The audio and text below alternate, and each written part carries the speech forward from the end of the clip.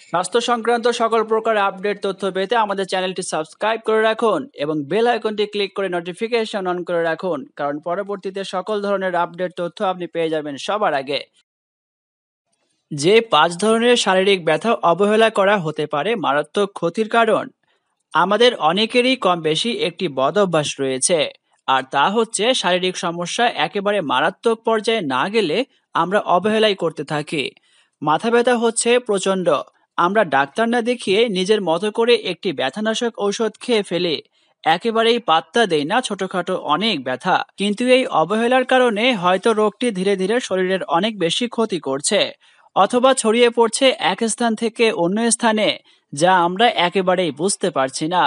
তাই কিছু ধরনের শারীরিক ব্যথা অবহেলা না করাই ভালো, কারণ অবহেলার কারণে মারাত্মক ক্ষতির সম্মুখীন হতে পারেন আপনি। 1. বুকে ব্যথা। বুকে ব্যথা হওয়ার বিষয়টি নিয়ে অনেকের ভিন্ন মতামত দেখা যায়।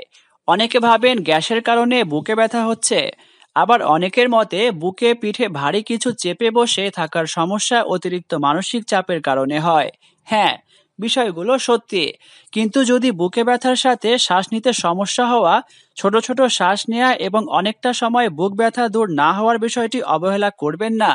এগুলো হার্ট অ্যাটাকের লক্ষণ হতে পারে, দ্রুত ডাক্তারের শরণাপন্ন হন। 2. অতিরিক্ত মাথা ব্যথা।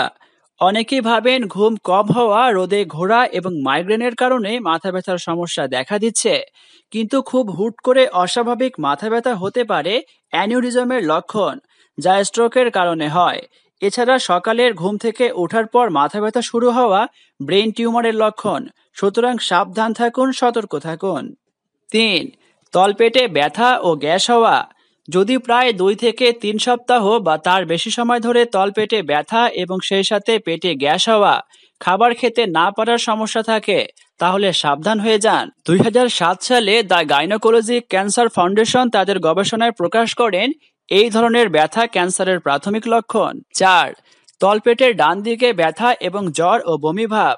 যদি অনেকটা সময় ধরে তলপেটে অতিরিক্ত ব্যথা হতে থাকে এবং সেই সাথে জ্বর ও বমিভাব হয়, তাহলে এটি হতে পারে অ্যাপেন্ডিসাইটিসের ব্যথা, এবং মহিলাদের জন্য এটি আরও খারাপ ধরনের কিছু হতে পারে, কারণ এই ধরনের লক্ষণ ওভারিয়ান ক্যান্সারের হয়ে থাকে। 5. পিঠের মাঝখানে ব্যথা। পিঠের মাঝখানে ব্যথা, জ্বর এবং ক্লান্তিকে একেবারেই অবহেলা করা উচিত নয়, কারণ এগুলা হতে পারে কিডনি সমস্যার লক্ষণ। কিডনিতে ব্যাকটেরিয়ার আক্রমণ এবং ইউরিন ইনফেকশনের জন্য এই ধরনের ব্যথা হতে পারে। আমাদের ভিডিওটি যদি ভালো লেগে থাকে তাহলে অবশ্যই ভিডিওটি লাইক, কমেন্ট ও শেয়ার করবেন। ধন্যবাদ সকলকে। আসসালামু আলাইকুম।